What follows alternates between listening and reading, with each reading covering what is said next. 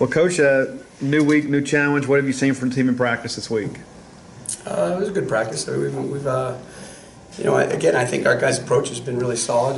I thought we had a good Tuesday practice, really a very physical practice today. We've challenged the guys. Sunday's always, as I've told you, tell the truth Sunday. We kind of challenge the guys and make the corrections from the day before. Tuesday we've changed. We used to call it competitive Tuesday. Now it's toughness Tuesday. We really want to establish a level of toughness, especially against a team like Auburn, who's very, very physical. And Wednesday's hunt the ball Wednesday. It's all about turnovers and it's about third down and red zone. So we're right on schedule. And I'm excited. I think it's going to be a great challenge for us. I've said this before. I think you learn a lot about yourself and you learn a lot about your teammates when you're going through tough times. And our guys have shown up every day and they've worked hard, and the leaders really emerged. I know Coach talked about Abram talking in the locker room, but it's been more than words, it's been actions. He's been outstanding in practice, and we recognize we don't play against Auburn's defense. We understand that. We also understand Auburn has a very good defense, and the margin for error in this game is going to be very thin. You talk about your safeties a little bit more. Both of those guys at the top of the tackler charts, they've been really active, haven't they? Yeah, I think I said that when you look at it, the way the scheme works, really the two safeties, the Mike and the Will, should lead the team in tackles.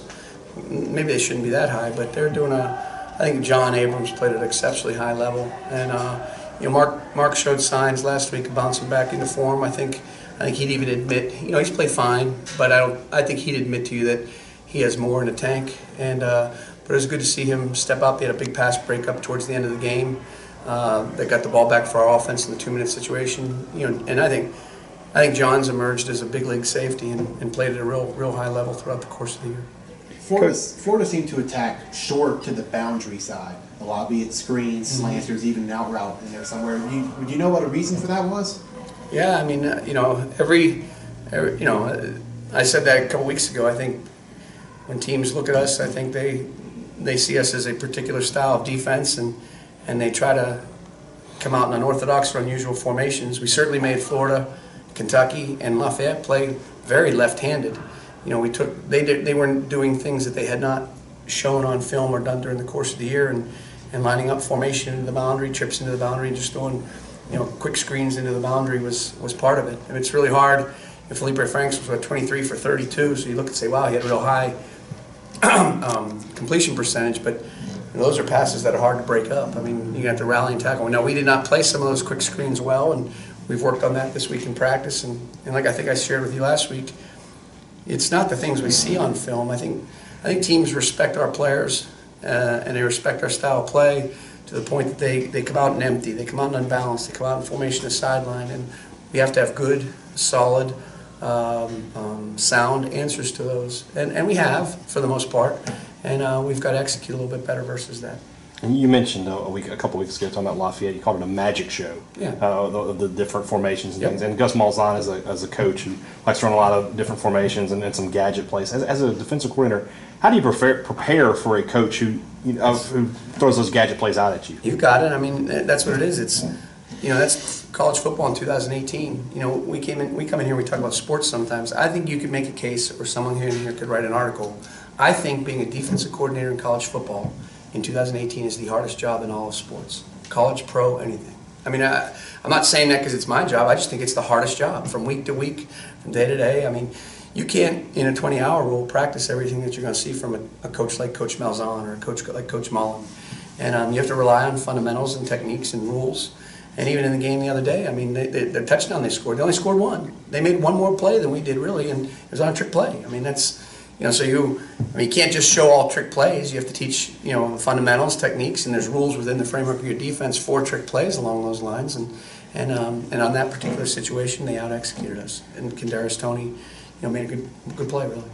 Coach, some of these abbreviated drives from the offense, do you worry about the team maybe wearing down or breaking down over the course of a ball game or even the season? No, it's our job to have their back. And the offense did a good job the other day. I don't think we didn't turn the ball over. So that was positive.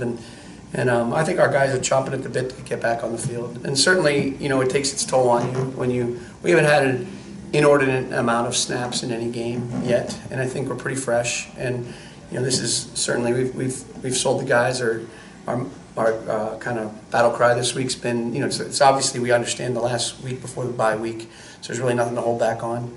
it's giving everything you've got, and I think our guys enjoyed being out there. And it's not the offense, it's not the defense, it's not the special teams. We're as a team, and I told our guys, when's good not good enough, when better's required, and we need to do a little bit better right now. The Auburn fan base doesn't seem very happy with their offense, Yeah. and I think the last 3 games they've not went over 350 yards. But what do you see from them when you're looking at them on film? I think the quarterback's really good. He had a great year last year, and certainly they lost some guys on the offensive line, and I think they had some injuries even against Southern Mississippi. But they have they have depth at running back. They have some good players there. They have speed at wide receiver. They've got some good offensive linemen, and this guy 27, he kind of plays fullback or H-back or tight end. He does a little bit of a lot of different things. He's a really, really good football player, and I promise you, there's nobody who has more respect than for Coach Malzahn than I do as a play caller, as a strategist. And he and Coach Lindsay are going to have those guys ready to come in here on Saturday night.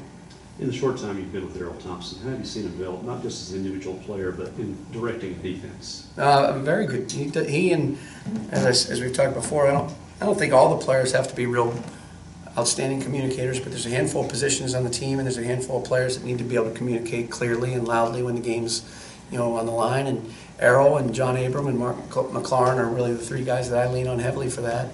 And Errol's been great. He's I think the other day, he had 14 tackles, and some of the plays you were talking about into the boundary, if we'd have played him a little bit better, he'd have had him, instead of a 7-8 yard gain, he'd had him for a 3 or 4 yard gain. But he's a big kid.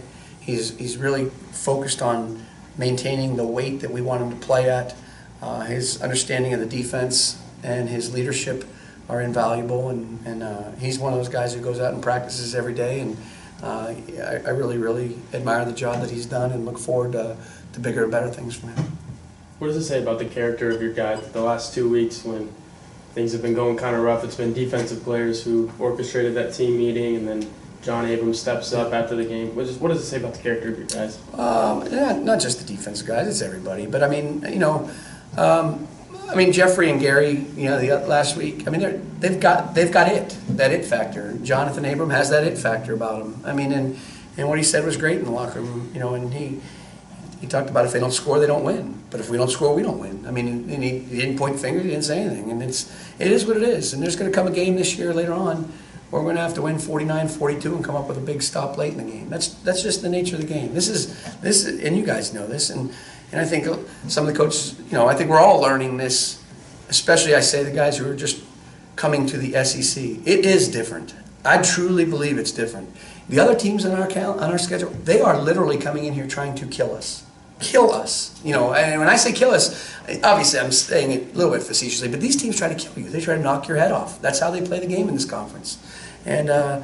And to me, we got to match that intensity. We got to match that desperation. We got to step up and play with that type of juice every single snap of every single day of every single game. And our guys understand that. And people like John and Jeffrey and Gary, they know that. They know that. And for the younger players, they're just getting that message across to those guys that if we want to be successful in this league, this is how you have to do it. And I'm proud of them. Not proud of them. I'm very, very, very, very happy to be on their team. What can the defense do to help win the field position battle? Turnovers. There was Kentucky and we gave up 300 yards, or Florida and we only gave up 13 points. Sometimes you look at numbers and you think, well, that was okay. We're playing pretty good on third down, but what we don't do is we don't get a lot of 3 and outs, which we need to get more 3 and outs. 3 and outs, if you get a 3 and out, that means they haven't moved the ball more than 10 yards, so that'll help with field position. We only have 5 turnovers. I don't think I've ever seen a team not have a fumble recovery through 5 games, and that's been a point of emphasis this week. And the challenge I've also given to them is we want to score on defense. We've got to score on defense. We got to find a way to find points for the team.